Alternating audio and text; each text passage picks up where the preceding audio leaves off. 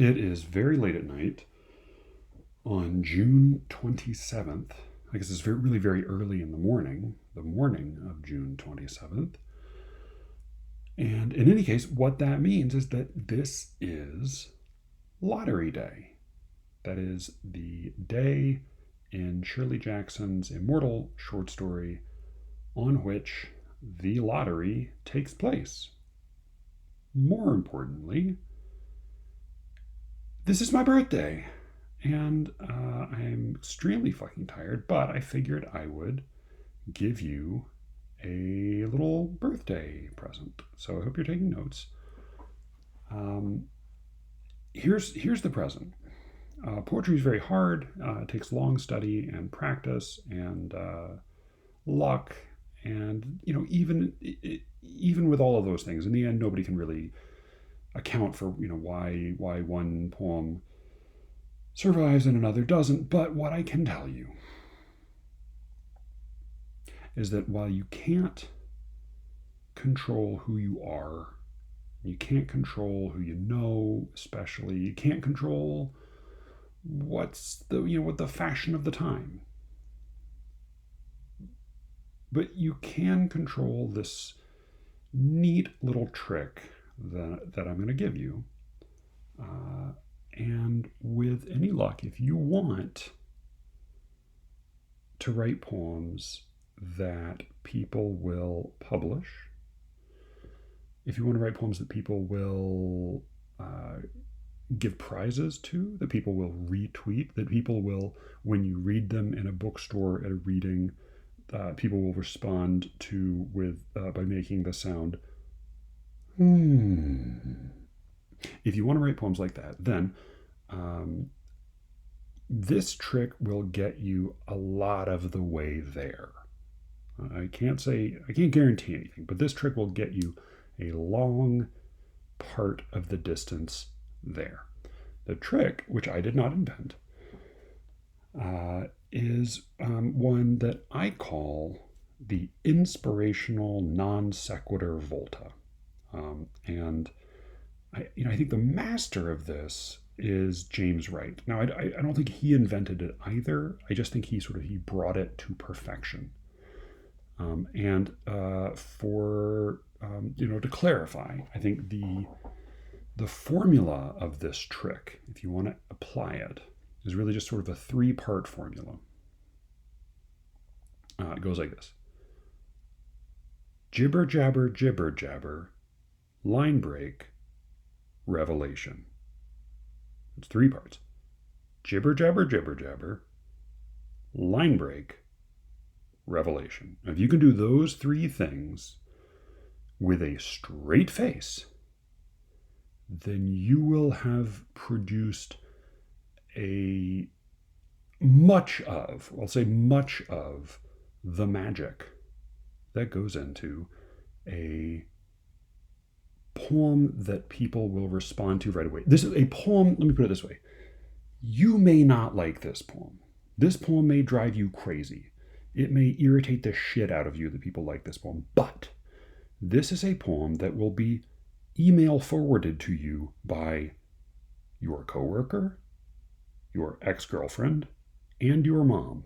So if you want to be able to write poems that have that kind of appeal, what you need to do is jibber jabber, line break, revelation. Now, just to demonstrate what I'm talking about here are the ends. I'm just going to read the ends of 3 of James Wright's most celebrated poems.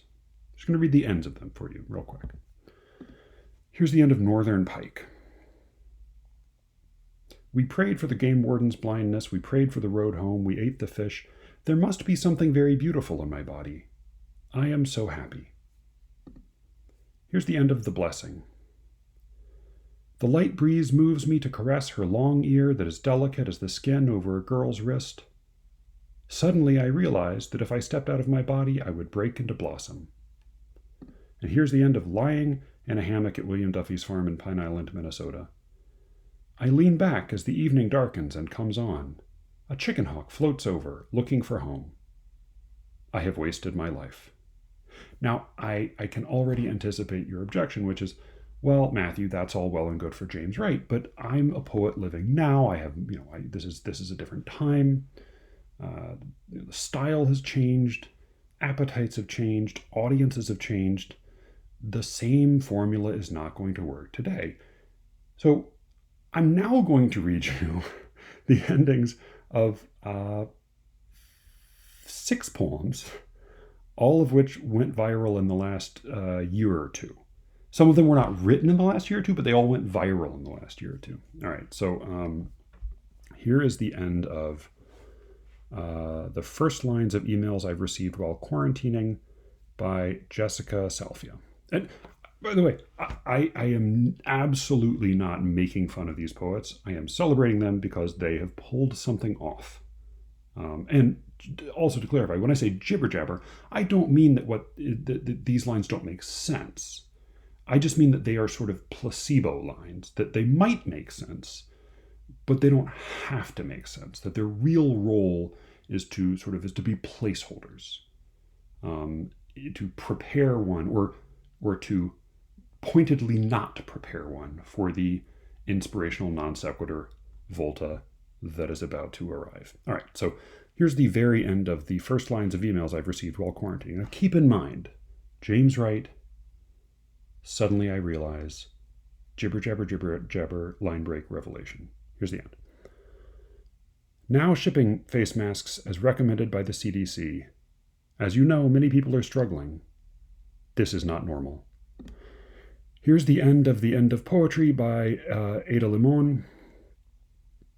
Enough of the animal saving me, enough of the high water, enough sorrow, enough of the air and its ease. I am asking you to touch me. Here is the end of Sorrow Is Not My Name by Ross Gay.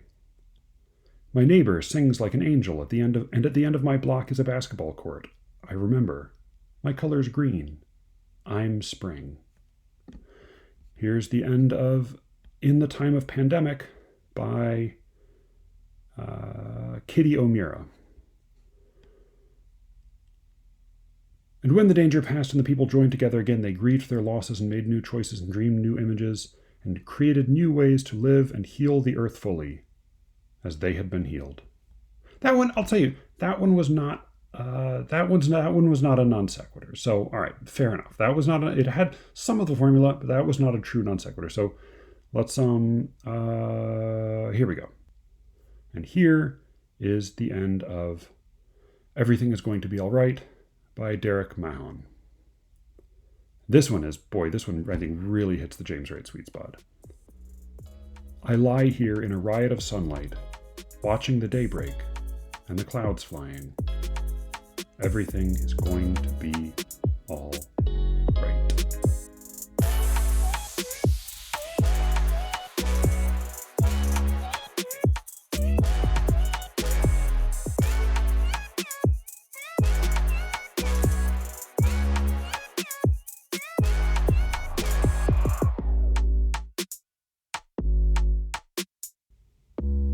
I'm Matthew Buckley Smith, and you're listening to SLEERICKETS. So this episode is not what I was planning exactly. First of all, welcome to the show. I'm going to move up to the front of the show. I think my little cup rattling plea for ratings and reviews and whatnot. I think that's probably good for now. Do the thing that you know helps the podcast. Go to Apple Podcasts and give it 5 stars.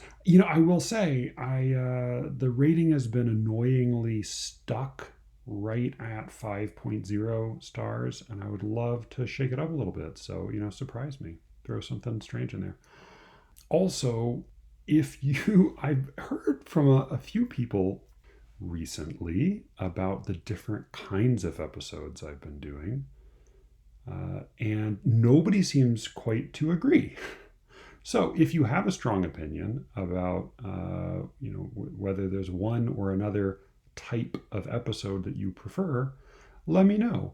I will probably just keep doing the same kind of thing I feel like doing, which I'm still figuring out as I go along. But won't hurt to know a little more about what people actually enjoy. So there's that. Rate the show, review the show, and let me know what you think about what the fuck is going on with it. I'm still figuring it out. And I don't know yet what the final answer is going to be.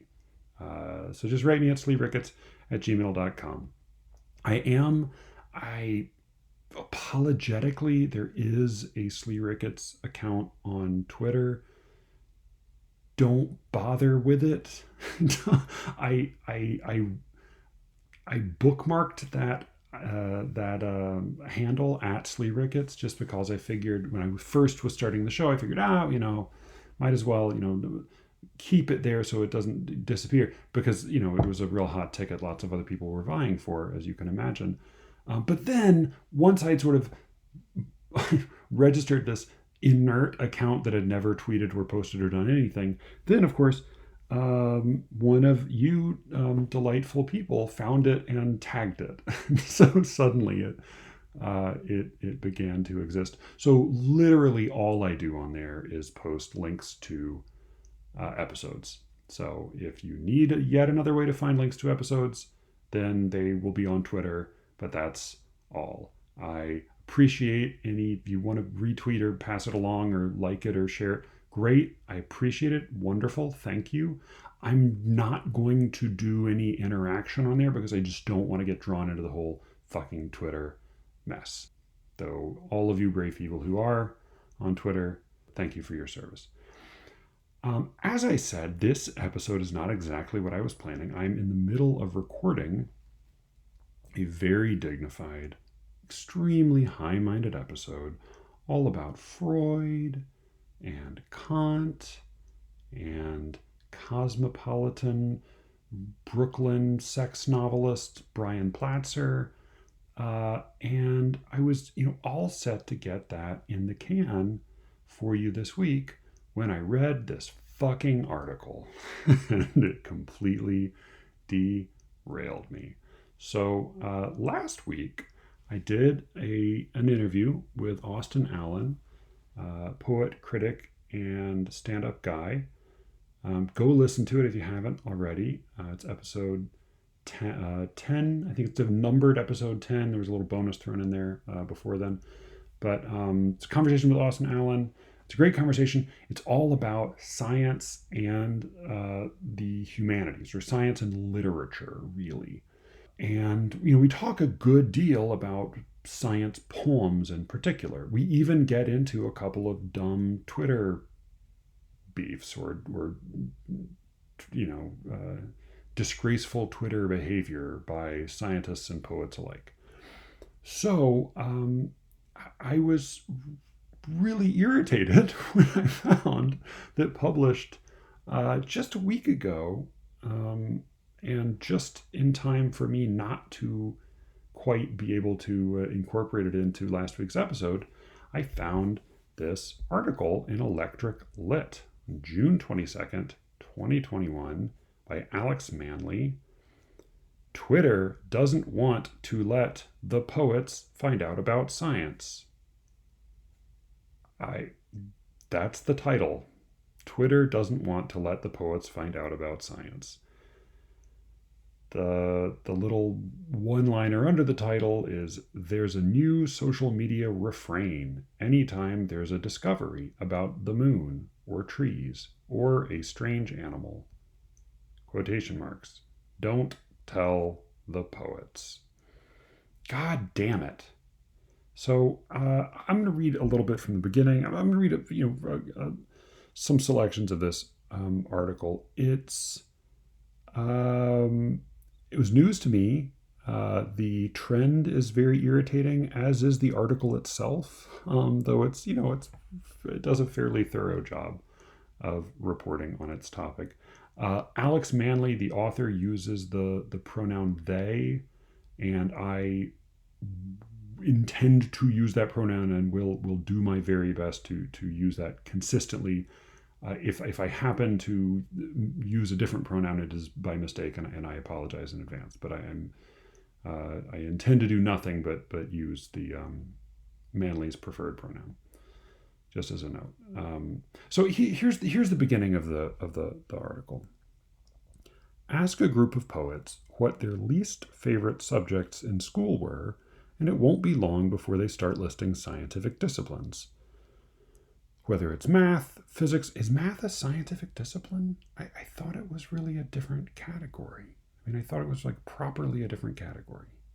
All right, at any rate, whether it's math, physics, chemistry, or biology, historically, the perception, both within and without literary culture, has been that the artsy-fartsy minds of creative writing types just can't hack the left brain fields. All right. Okay, just to dog ear that paragraph. The perception has been that I think is going to turn out to be really sort of the operative turn in this entire article. But let's continue. And while it's neither universally true nor especially useful, it persists as a perception. So it's interesting to note that in the space between poetry and pop science, a new joke has emerged. Now, the gag is that poets cannot be stopped from converting scientific facts into verse. They can only be contained. Lately on social media, it seems like every time there's a discovery about the moon or trees or a particularly strange kind of animal, someone says, "Don't tell the poets." And in the article, I'll include a link, of course, but there are a number of tweets that the author includes of there are a number of tweets that use this line, "Don't tell the poets," or some variation on it. Here, on Twitter, for instance, you'll find variations of that phrase used in tweets about a newly discovered species of fish, a picture of a book whose pages have all crystallized, a fire raging inside a tree that had been struck by lightning, a Wikipedia page saying that elephants have been observed engaging in moon worship, an article with the headline, "Your brain and the universe are more similar than previously thought," and a video of a chunk of forest moving back and forth as though the ground beneath it were breathing in and out. That's, oh boy, that's a juicy list. I'm gonna come back to that. But all right, I just want to get to all right, here. Okay, one more little bit. It's unclear to what degree any of the above discoveries has led to actual poetry. But clearly, science is a common enough source of inspiration that everyone's worried they might. So Manly goes on to Manly is a poet, talks about their own experience composing poems, writing poems about science, talks to a number of other poets, many of whom seem to be their friends, but about how poets love to draw from any given subject for poetry fodder. I'm reminded of the line, I think I quoted in a review about Natasha Trethewey, that Donald Hall says that one should not go through life as if life were a fishing expedition and poems were the fish. The poets interviewed in this article seem certainly to do exactly that. I thought of Paul Guest, Matthew Oltzman, Albert Goldbarth. I mean, Albert Goldbarth is relentless about it. Tracy K. Smith has a whole book about sort of the science and science fiction theme. That I think that was the one that won the Pulitzer. Life on Mars. I think that's right. So there are a fair number of poets, and I should say all of these are poets who write poems I like and write poems about science that I like. But there is a kind of a neat facts trend or micro trend in poetry. It often is not really. I will say it's not always a science fact, but there is a Claudia Emerson and Natasha Trethewey, as I mentioned in the review, both sort of liked to pluck little gems from history in particular to make use of in their poems. So, neat fact trawling, and particularly science fact trawling, is something that happens in poetry. Manly talks a lot about all of the poets who like doing this and their own experience, enjoying doing this or feeling drawn to, feeling tempted by the scientific facts. And then worries at great length about whether this is good for whether this is good for science, whether or not this is good for science. Very little concern about whether it's good for poetry, but that's not, as I'll get to, I think, a coincidence. Here, and we get into politics a little bit later on in the article, a host of overly online writers will pop up, each of them eager to use the detail from some newly discovered science fact, to help the writing pop a little bit more, lending a veneer of the natural to their poems about their feelings, a sort of literary greenwashing. So I think that's three different things happening there. And the one thing, science has a little extra spice, a little flavor, a little something new. And then on the other hand, it lends a veneer of the natural, which is, if that was a deliberate choice, it was a pretty brilliant one. A veneer of the natural. Man, that's some artificial wood citing prose right there. So either it makes the writing pop, or it makes the writing seem authentic, sort of, or natural, or it's a sort of literary greenwashing. Greenwashing being, if I understand correctly, sort of a political practice whereby an otherwise questionable or objectionable entity is made to seem more acceptable by virtue of some sort of environmentalism, some sort of participation in or cooperation in or support of environmentalist enterprises or undertakings. So there are three different reasons that Manly offers there that a poet might steal from science. And then they give their own personal experience here. I'd recently come across the term rain shadow, the term for a region that receives little precipitation by virtue of being just on the other side of a mountain range, and had vowed to work it into a poem. I wasn't sure how or where, or even why really, but I knew that the name itself felt like it held a kind of poetic energy. So Manly ultimately comes down on the side of, this being basically good. It's basically good that poets are so into science, and poets are stealing so much from science and rehearsing science in the mainstream popular conversation, because it's good for science. It's good to educate people, to bring science to to people's attention more and more. Why Manly thinks that people are more likely to encounter a scientific fact if it is published in a poem than in a scientific journal, I'm not sure. But that's the conclusion that Manly comes to. It's ultimately it's to the good. Science is a good cause, and therefore why not cram a little bit of it into your poems? Besides, it's sort of fashionable, and it gives them a little extra zhuzh. So that's where Manly seems to come down. But as I said, they don't really anywhere address whether this whole trend is good for poetry. And they also, aside from acknowledging that there does seem to be a pull that they have experienced and that others seem to have experienced, and that everybody on Twitter apparently assumes or gleans or infers would be present. Everybody seems to know intuitively that this is the kind of thing a poet would like. Aside from acknowledging that, they don't really address, well, so why exactly? And I was put in mind by particular phrase in this, or a particular line in this article. It says, this is from earlier on.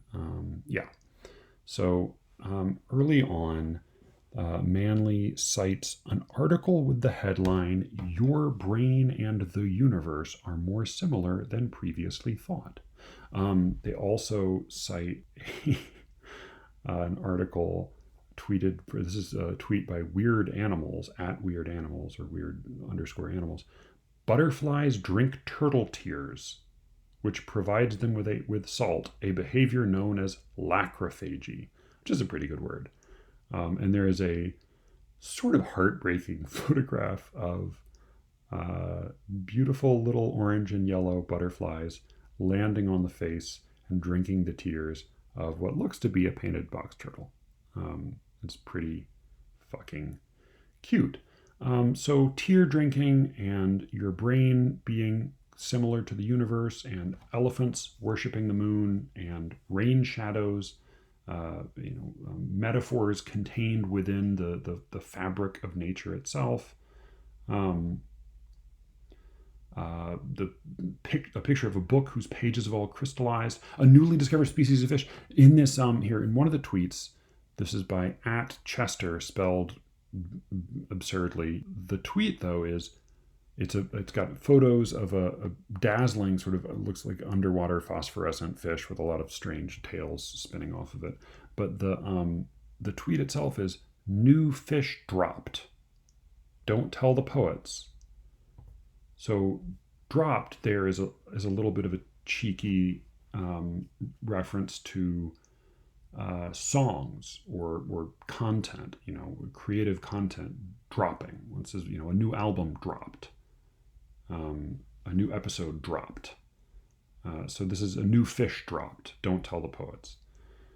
So what all of these sort of got me thinking about, and what, and in particular, your brain and the universe are more similar than previously thought, was this particular style of thinking. This style of thinking whereby one's own thoughts, one's associations, which is really sort of what metaphors are, one's associations are not limited to, the boundary of your skull, but they extend in implication and even in effect out into the tangible world. This is a world in which, in fact, the structure of your mind is inextricable from the structure of the universe, in which things themselves carry their own metaphors. This is a world in which magical thinking, we call magical thinking because it presumes that there is a direct connection between thought and reality. That is, it's magical thinking to say that if you don't worry about something, it will come true, right? There's a belief there that there's a direct connection between your thought and the external reality. And there does seem to be something in these little science nuggets that echoes that. I mean, especially that line about your brain being more similar to the universe. So I think all of these, again, these aren't just any science facts. I'll come back to that. But these are a particular kind of science fact. These are science facts that have something of what I think of as the romantic impulse to them.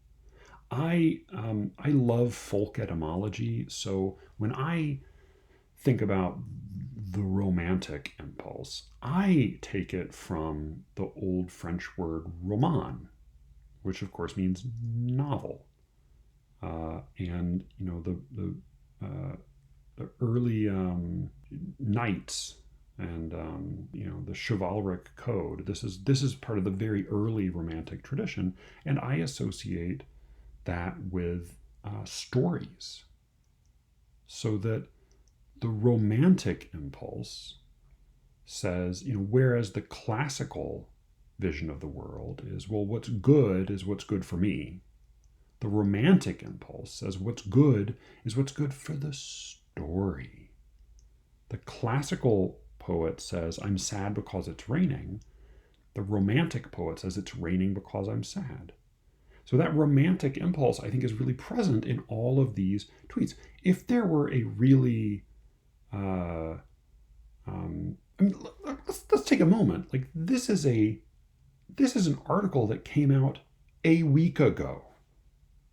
A week ago. It's not as if there's been some dearth of science facts that have been just bleak and brutally depressing and bereft of any flicker of magic, right? We've been drowning in science facts of that kind. Science facts like X vaccine only Y% effective, Q variation Z% more deadly. Though nobody's tagging tweets that list those facts with "Don't tell the poets, new Delta variation more likely to kill children." Right? That's not popping up in Alex Manley's piece, because really this is a piece about a particular kind of science fact. And there's another word for this way of thinking, this romantic impulse. If you don't like my phony etymology for romantic, which I'm sure any of you who are actual literary scholars won't, but there is another word for it, and it's a word that, so as I said, the other episode I'm recording right now deals in some depth with Freud, in particular with Freud's book Totem and Taboo, which was published in 1913. So in that book, and then again in a kind of a long article or short book, depending on how it's published, that he put out in 1919, just a few years later, called The Uncanny. He talks about this idea again, and this idea is what he calls the animistic worldview. So he makes some claims about the worldview that human beings had at earlier stages in our technological development. There are plenty of methodological, sociological, and ethical problems with Freud's writing. I'm not going to get into right now. I do mention them a little more in the other episode, but in The Uncanny, he doesn't deal as much with sort of phony anthropology. He deals more with his real sweet spot, which is weird child sex stuff. So in The Uncanny, he talks about this particular feeling. This feeling of the uncanny, which in German is unheimlich, meaning unhomelike. The uncanny is the unhomelike in German. And he actually identifies it with a sensation that the uncanny is when we see a doll and for a moment we're not sure if it's alive or not. When we encounter a number that appears again and again and again in a way that begins to seem deliberate. When there's a repetition, déjà vu.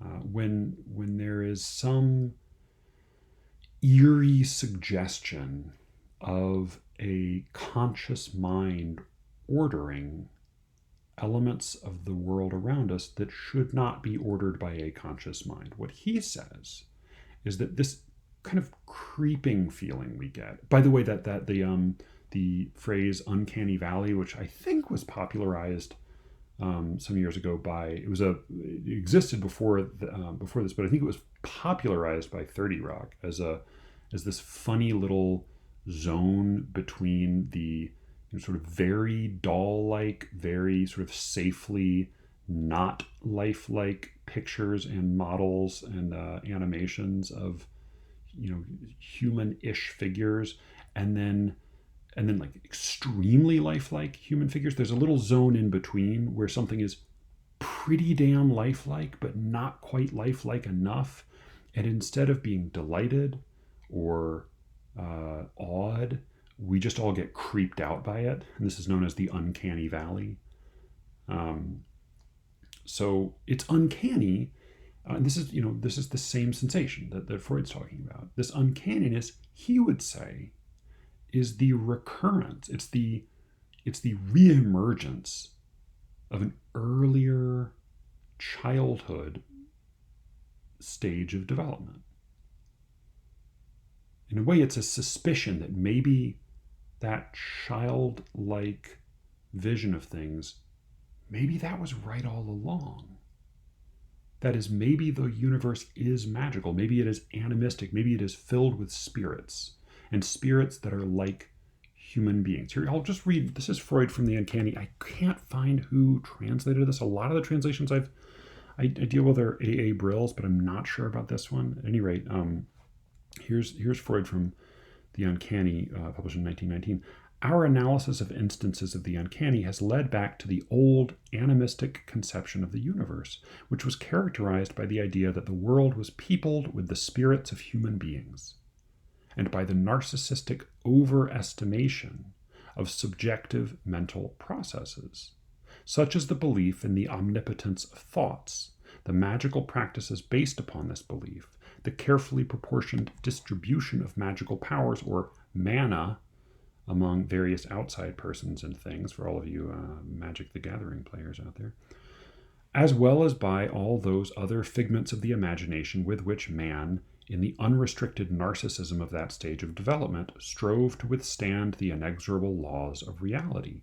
This is the same general idea of the kid who has not yet achieved object permanence.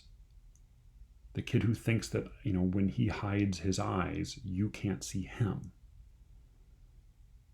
This is children who don't fundamentally understand that we are not all, part of their own mind, right? And if you as a little kid are so geocentric in your vision of things, if you are so caught up in this self-centered understanding whereby your own whims and tragedies and losses and pleasures are the driving forces in the universe, then you live in a magical universe. You live in a universe in which the laws of nature are the laws of your thoughts, and an association, a metaphorical likeness between things is a real connection, a tangible connection between them.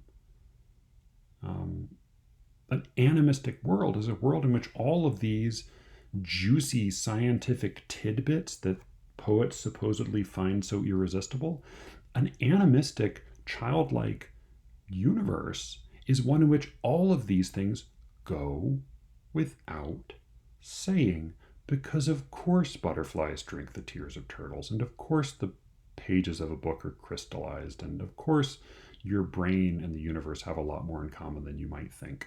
And of course, elephants worship the moon, because all of that is consistent with a universe governed by thought, by whim and association, by the picturesque, by the romantic. So,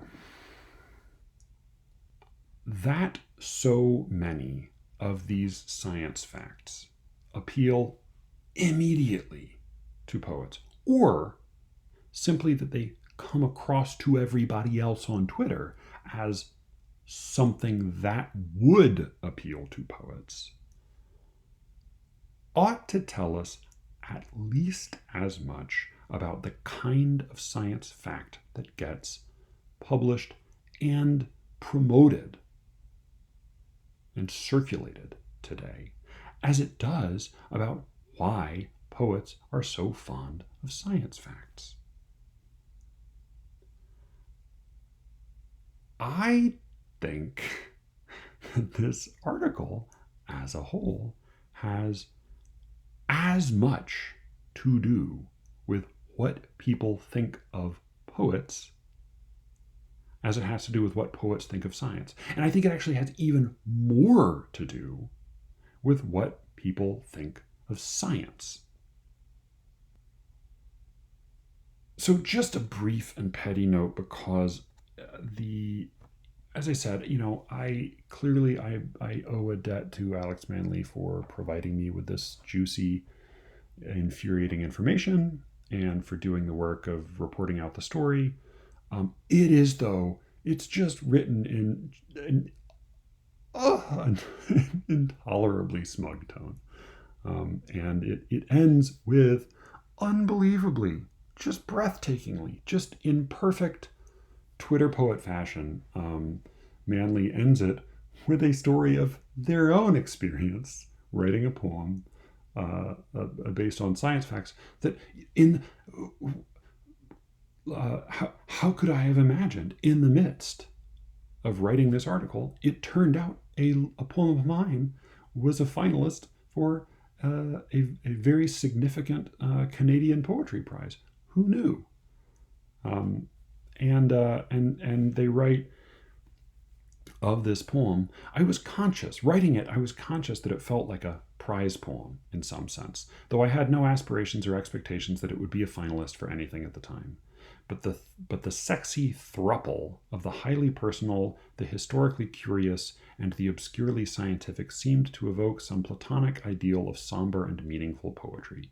In a sense, after I got over the initial shock of seeing my name on the finalists list, it sort of made sense. Science poems were all the rage these days, after all. So, out of sheer spite, I went ahead and looked up this poem because they do give the title of the poem.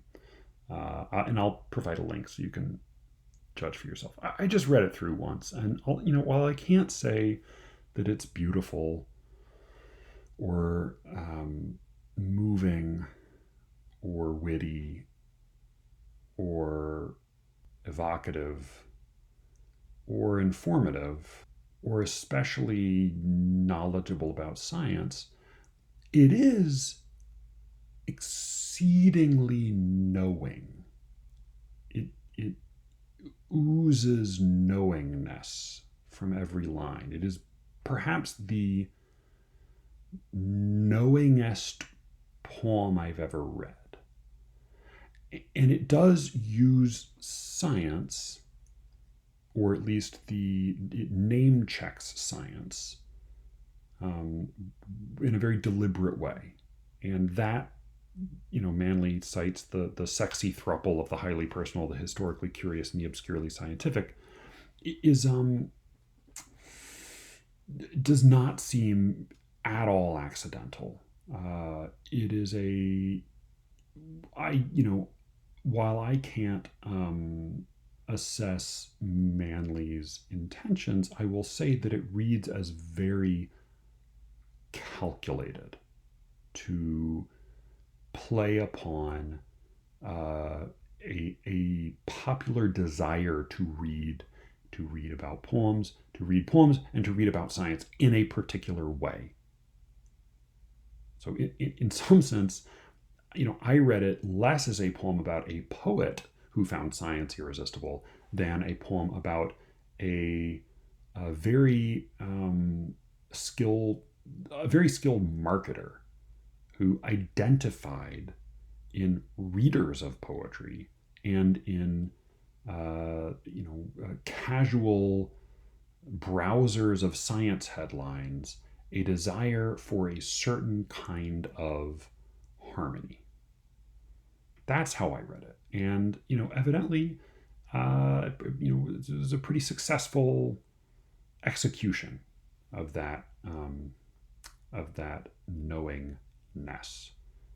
So I don't know if they've announced the prize, but if not, then I best of luck to Manley. In the end, looking at all these tweets about fish and turtle tears and elephants and books and brain structure, looking at all these tweets about magical, delicious, romantic, pathetic, fallacy-mongering science facts, again, all of a certain kind, all of these tweets tagged with "Don't tell the poets." I really conclude that this trend has little or nothing to do with poets. Sure, there are poets, as he says, are magpies. They will use anything, and they certainly do use science. They will use whatever is on hand to make shiny, pretty nests. But again, they use plenty of other disciplines apart from science. So really, what I think this trend is about is, as I said, it's not about how poets think. It's not about how people think about poets. It's really about how people think about science. And I would say that "Don't tell the poets" is no homo for magical thinkers about science. For people who want to read science with an eye to a sort of a comforting, childlike vision of the universe as fundamentally ordered, orderly, harmonious, metaphorically sound, and ultimately, on some kind of track or program or path to some kind of meaning. When I say no homo, that's a really unfortunate convention for a while among a certain set of mostly young men who would follow up in casual conversation any sort of complimentary speech about another man with the disclaimer "no homo," which I just always found to be like syntactically really abrupt and clumsy. But what "no homo" meant, hey, that's a really beautiful jacket you're wearing, buddy. No homo. What that meant was, despite my having said a nice thing to you, fellow male, I, unlike homosexuals, do not wish to sleep with you. That's what "no homo" meant. It is obviously a stupid fucking thing to say. And I think it's mostly gone out of fashion. But I think "Don't tell the poets" is no homo. But instead of disclaiming homosexuality, it's disclaiming magical thinking. It's saying, look at this delicious, delightful, and deeply comforting science fact, because it's science.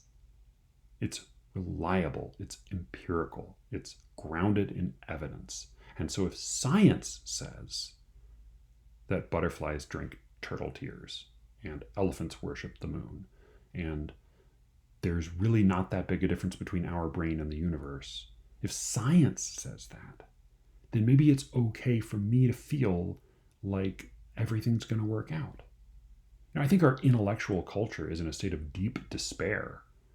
And so just as one might temper, say, a public boast with a little bit of self-deprecation, I think these little science tweets are ways to revel for a moment in orderliness, in meaning, in kind of a metaphorical symmetry in the universe.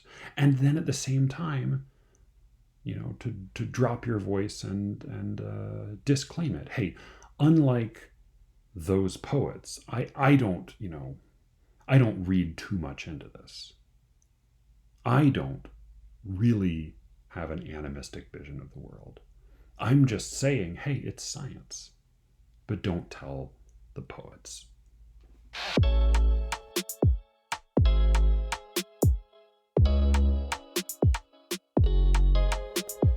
There's been kind of serendipity to this whole episode, so I guess it is fitting that I'm going to read a poem I just found today. Not, thankfully, on Twitter, but in a real live hard copy magazine. This is a poem I found in the newest issue of 32 Poems, Spring Summer 2021 issue. It's called OK Is by Anne-Marie Thompson. And I actually know Anne-Marie, so it's especially irritating that 32 Poems got this poem and I didn't manage to snag it for the magazine that I have yet to be officially disavowed by. God damn it, Anne-Marie. Don't send this stuff to me. Forget David Clark. So, despite my resentment, I'm going to read this poem, which is it's almost a, well, I'll talk a little more about it, but I think I read it as sort of an inside-out version of one of the poems I started this episode with. It is the inverse of an inspirational non sequitur volta. Though it is in some ways, in some ways it resembles one, but I think it does something quite different. So this is OK Is by Anne-Marie Thompson. And the title does continue in the first line, so I'll read the title with it. OK is the new good, which contains multitudes. Finishing half the dishes, the homework, work, not crying, or not crying much, not dying. Adaptability has less to do with biology and more to do with getting okay with okay. To live in Manhattan, one gets okay with an underwhelming kitchen. To teach middle school orchestra, one gets okay with multiple tonalities. To stay with a person one shouldn't, one gets okay with ignoring friends. This is the easy part, reaching a new equilibrium. The difficulty lies in knowing when simply surviving is not okay. All rules of thumb are currently inapplicable, and yet here I am, teaching you thumbs up. Here's my hand, touching your little fingers. Here's the curve. Here's the sign. We are okay. So this, as I said, this poem is, I think if you were driving past this poem fast enough, it would be easily mistakable for a poem of platitudinous all-purpose comfort. But I think it actually takes that kind of poem and dissolves it bit by bit. The opening offer of the poem, okay is the new good, that could easily be a line from any one of these feel-good viral pandemic poems, which contains multitudes, obviously echoing Leaves of Grass and suggesting some well-worn material that we are going to hear a litany, but also maybe we're not really going to hear anything new. This is a recycled line, and a very commonly, recycled line. Finishing half the dishes, which is, the smallest kind of compromise. The homework, the work, slightly a bigger deal when you only finish half of your work. Not crying or not crying much, not dying. So, the stakes increase over time. Adaptability has less to do with biology and more to do with getting okay with okay. And that, I think, is the first suggestion that this may be a very different kind of poem. Because if the adaptability we're talking about is not something determined by biology, I mean, we may be dealing with a definition of okay that is not quite as attractive or reassuring as the implication that, say, well, everybody's making some compromises, everybody's put on a little weight, everybody's watching too much TV or drinking too much. It's okay. We get a suggestion here with this shrugging off of biology that the compromises of this poem might be a little more unsettling. To live in Manhattan, one gets okay with an underwhelming kitchen. And that is a very unremarkable compromise. I'm sure that for people who can afford to live in Manhattan, having a not, a not state of the art, a not up to the latest fashion, fully equipped kitchen is a sacrifice, but it doesn't seem like much of one. So that's a very that is the kind of lowered standard that has populated many a pandemic poem. To teach middle school orchestra, one gets okay with multiple tonalities. So set right next to that, as if they were comparable, is the suggestion that one needs to make a certain kind of adjustment, not just in one sense of decorating preferences, but maybe in one's vocation as well. To stay with a person. There's a good line break there. There's a line and stanza break there. To stay with a person, because we are used to discussions of compromise, if nowhere else than in conversations about marriage or long-term romantic relationships. To stay with a person, of course, we all know you have to compromise, you have to adjust, you have to stop expecting certain kinds of change, you have to be somebody who can go along to get along a little bit. That's normal and healthy. And so I think we're sort of prepared for a little bit of lighthearted avuncular ribbing here. We've all heard a million marriage jokes. So that's sort of what we are led to expect. To stay with a person, one shouldn't. One gets okay with ignoring line break. Friends. So this is really where this becomes a different kind of poem. Because it's not to stay with a person when it's hard, or to stay with a person when one doesn't always want to. To stay with a person one shouldn't. Explicitly to do what one should not do. One gets okay with ignoring, and of course we are used to ignoring things when we are in long-term relationships. Of course one ignores one's spouse's foibles, but this is something very different. To stay with a person, one shouldn't. One gets okay with ignoring friends. So this is really a different kind of lowered standard. This is lowered standards or compromises or elisions or denial that don't lead anywhere sustainable or good. This is the easy part.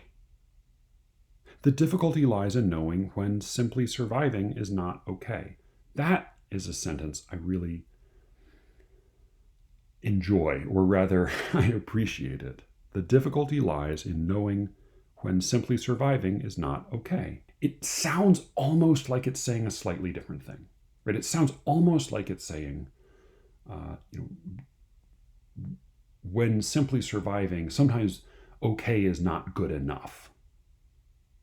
Right? We were told okay is the new good, but maybe this is the moment when we see that, here's where okay is not really good or good enough. But no, simply surviving. The difficulty lies in knowing when simply surviving is not okay. Okay is a very low bar here. Okay is what you can convince yourself in the moment you can bear. And sometimes survival, that is, sometimes life, can't even meet that standard. But of course, if we turn the same sentence in a slightly different direction, then it might very well read, the difficulty lies in knowing when simply surviving is not okay. The difficulty lies in knowing when not surviving is okay. All rules of thumb are currently inapplicable. We've gotten to the bottom here. And she tells us the difficulty lies in knowing when simply surviving is not okay. All rules of thumb are currently inapplicable. right? That's the kind of observation we've heard a number of times. There is no new, we've lost the old normal. We're establishing a new normal. All the old rules don't apply. That's very familiar language. Again, it's why this whole poem could almost be a very different kind of poem. It's almost disguised as a different kind of poem. All rules of thumb are currently inapplicable. Yet here I am teaching you thumbs up. That is the sort of turn that I think in a different poem would be a little facile, because we would say, well, this is just sort of playing on different meanings of the word, different conventional uses of the word thumb, rule of thumb versus thumbs up. It's almost just using the word lazily to switch from one subject to a slightly different one. But here, what we're hearing specifically is that life has reached a point at which it may not be bearable. And all existing standards are gone. And yet, what the speaker is teaching, the person we learn in a moment is a child, presumably her child. What she is teaching this child is to put your thumbs up, to say, this is good, to rubber stamp this reality. Before you even know what it means, she's teaching you to say, thumbs up, good. This is good. This is fine. This is okay. Here's my hand touching your little fingers. It's a subtle touch. It's a very, short poem. The lines get shorter as it goes along, which is, not a lot, but that's unusual. It becomes more compact as it goes. Here's my hand touching your little fingers. It's a very subtle, skillful way of letting us know this is a parent instructing a child, presumably. It's very little wasted. As much plain received language as there is in this poem, there's actually very little that is wasted. Here's the curve. Here's the sign. We are okay. She's literally putting the child's fingers into the position to approve, to say yes to this thing, which we've just learned the child should certainly, nobody should be saying yes to.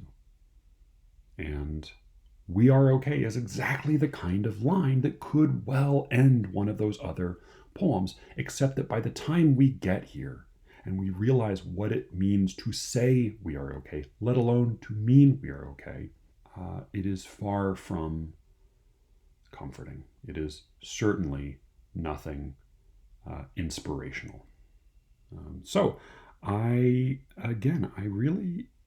It is an understated poem. I really admire it. Come on, Anne-Marie, send this one my way. I should be soliciting work from Anne-Marie Thompson more often. So send me some work, Anne-Marie, if you happen to hear this. This is a really fucking good poem. I'm going to read it one more time and then sign off. Anne-Marie Thompson, okay is the new good, which contains multitudes. Finishing half the dishes, the homework, work, not crying or not crying much, not dying. Adaptability has less to do with biology and more to do with getting okay with okay. To live in Manhattan, one gets okay with an underwhelming kitchen. To teach middle school orchestra, one gets okay with multiple tonalities. To stay with a person, one shouldn't. One gets okay with ignoring friends. This is the easy part, reaching a new equilibrium. The difficulty lies in knowing when simply surviving is not okay. All rules of thumb are currently inapplicable. And yet here I am, teaching you thumbs up. Here's my hand, touching your little fingers. Here's the curve.